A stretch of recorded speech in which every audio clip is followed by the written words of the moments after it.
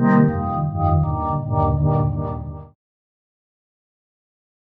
everyone, it's Trevor Clare here.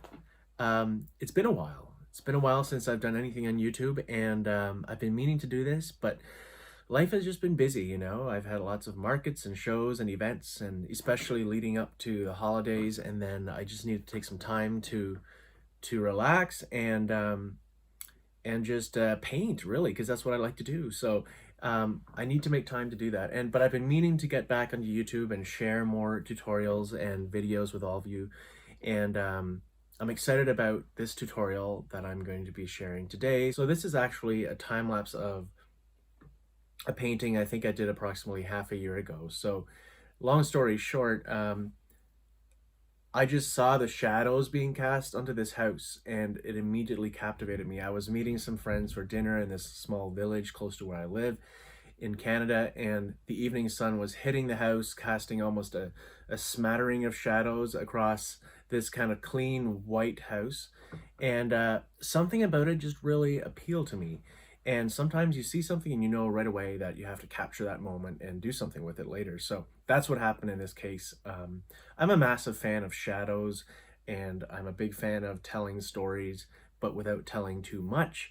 In this case, this painting, I think, shows the time of day. It kind of depicts this early evening, almost golden hour, sun casting long shadows across the landscape. And I think that was really appealing and kind of what caught my attention. So I'm hoping I kind of captured that. And today I'm going to walk you through the tutorial. It's a sped up tutorial, obviously. So I can't get into all the details, but hopefully it gives you a taste of my approach to how I did this. And again, if you have any questions or comments, please hit me up in the comments below, and I'll be very happy to answer them. But in the meantime, let's get rolling. Yeah, I hope you, with this painting, I hope to inspire you to take a reference photo, or any reference really, as long as you're not plagiarizing. In this case, the photo on the left, which I'm working from and bringing it to life. So I'm hoping to bring it to life and show you how you can kind of approach it with your own specific, unique, stylistic choice. And I think you can tell already that there's quite a contrast from the photo to how I interpreted the painting. So let's walk through it and let's have some fun in the process. All right, so we're gonna get started. So as always, I tend to start with an undertone base. That is the foundation of the painting, and makes the first step just feel a little bit less intimidating. It's almost like you're working, imagine working with, you know, an actual canvas in real life, and it's completely white. Well, it's helpful to get that first layer on, almost like you're breaking the ice and taking that first step. And so in this case, I used a yellow ochre undertone to give the piece this cheerful, bright aesthetic, almost this golden hour aesthetic that I really wanted to have pushed through. And hopefully those colors will kind of push through in certain areas and give the painting cohesion in the end. So first step was to sketch out the piece. With architectural subject matters, I find that it's really helpful and important to sketch it out, figure out the details and dimensions and angles early on. If you can kind of figure that out, get that out of the way, the painting process is more enjoyable, and it's a good foundation to work from. So with this piece specifically, I really wanted to show what I call the dance, this idea that it's okay to move around the canvas. So not getting too stuck on one specific element or or phase in a painting, but being okay to move around, because I think that also creates some unity throughout the painting. And I don't always work that way, but in this specific case, I wanted to experiment more with that, and it was kind of fun. Like, I think it created this unit, I guess. And I also think that by moving around, by dancing, I guess, it keeps you from getting too consumed with one specific element of a painting. So it's easy to get kind of frustrated with something and then kind of giving up entirely. But by moving to a different section of your piece and then coming back with fresh eyes can be a very helpful thing to do. So as far as the brushes I'm using for this piece, I'm using some pretty painterly brushes, which I typically do for my pieces because they lend themselves more to that style which I'm trying to create. So I'm not going to tell you which brushes I'm using in particular. I'm sorry, but I do think it's important for everyone to take their own journey and to find out for yourself what works for you and where can you find brushes, or maybe even make your own brushes, because Procreate has a very powerful brush engine, and also has some fantastic brushes that come with the native paintbrush libraries. So look through those.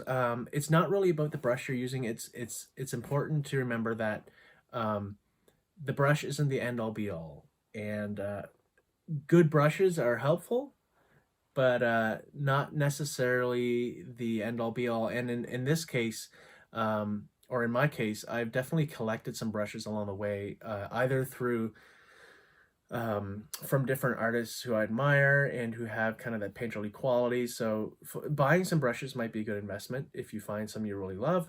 And from there, you can kind of tweak them and tailor them to your own needs and make your own. So you can either do that with the Procreate brushes, or purchase brushes from other artists. All right, so enough about the brushes.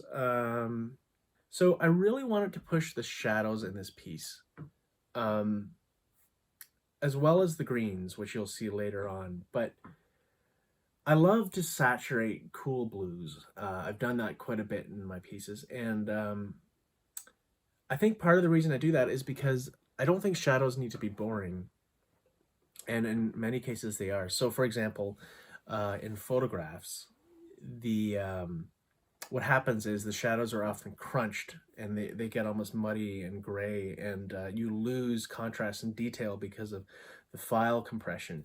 So photography often removes some of the interesting detail that you can find in shadows, and what we would see in real life, we can more accurately represent actually with art rather than photography in some cases. So with art, suddenly there is this wealth of opportunity to take creative freedom and present your subject matter in a way that is something very unique to you, and in a way that a photo never could.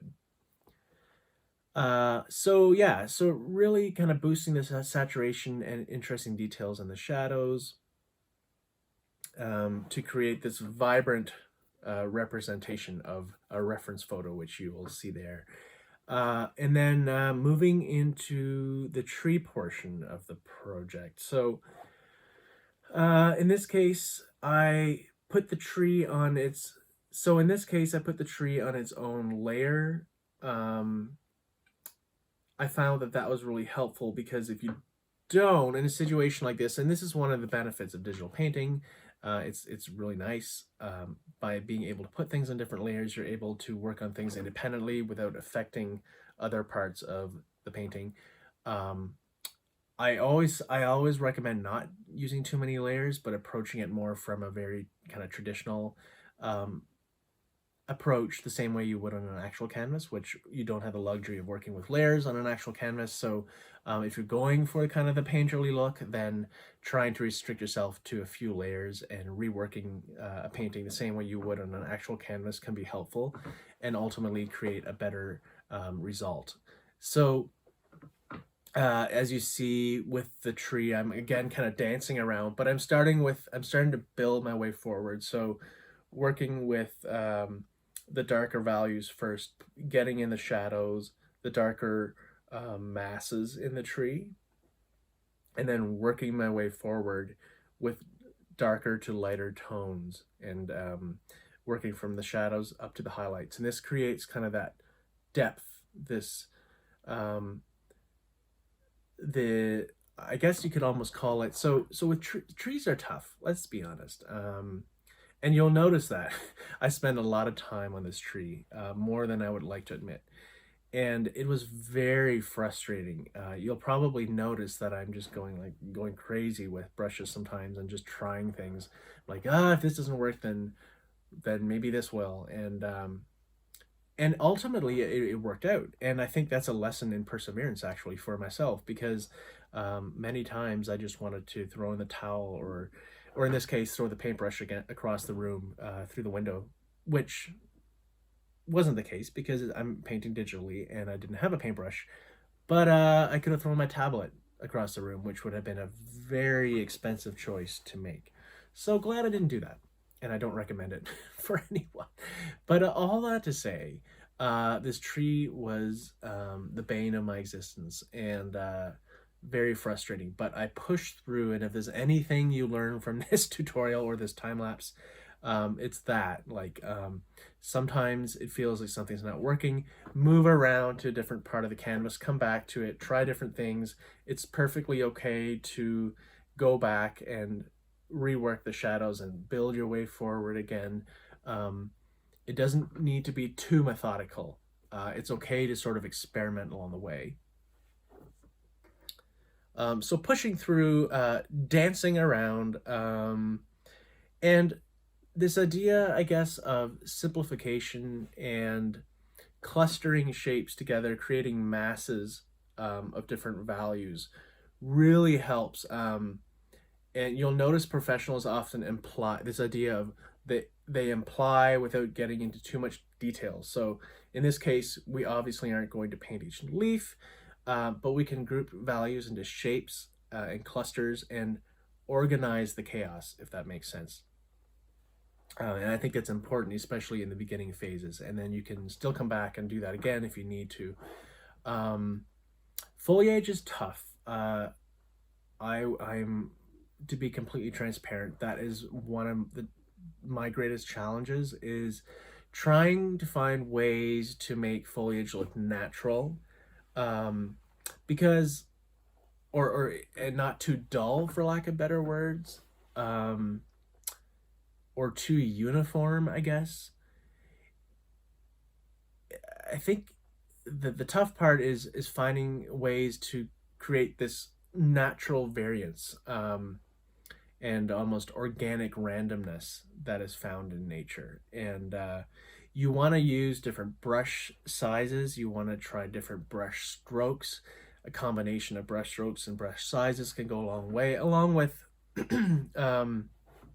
different textures. Throwing that in as well keeps it from looking too uniform. And I spent a lot of time kind of trying to push through that, and eventually I did. And I think I'm at a point here in the painting where I finally started breathing again, and I was like, okay, I think this is coming together. Like, we're getting close. I feel like it's finally, you're often working on something and you're just holding your breath and you're like, is this going to work out, or is this going to be a complete flop? And then finally you get to that point where you're like, this is going to work out. We're there. We and it's important at that phase, I think, to not overwork or overdo a piece, but to be content with where you're at and say, okay, you know what? I pushed through, it's looking good. What can we do now just to add those kind of final touches? So in this case, I started working through, on some of the highlights in the tree, which really helps bring a piece to life. So adding some textures, bringing in some of those really good, nice highlights that are important to do at the end, not too early on in the process, because it's only at the end when you can realize or observe and discover what still is needed to really kind of add the final touch, to really bring contrast and bring the painting to life. So it's important, I think, to wait till closer to the end to do that. And so, yeah, and again, just dancing around. If there's anything I want you to remember, there's two things I want you to remember from this tutorial, and that is to never give up. Sometimes it's important, it's necessary, but to really give it a good shot, persevere, experiment, and then also just to be okay with dancing around the canvas, and ultimately it'll pay off and be worth your efforts. What else do I have to say about this specific piece? We're getting close to the end here. I'm liking the way the different textures create almost this organized chaos, I guess. And I'm really liking the way the tree has this warmth to it. but it's combined with these dark and lighter blue values that really create this temperature contrast that's interesting. All right, so we are pretty much at the end. At the end, I just did a couple more details on the house and the base part of the painting with the on the ground and the foliage and flowers around the actual house. Um, and that was it. You know, I think we've come to the end, and I hope you enjoyed watching that process with me, and learning with me. And I'm always learning new things, which keeps it exciting, right? So it doesn't get stale very quickly. So thanks for joining me, and I hope to see you again soon. Thank you.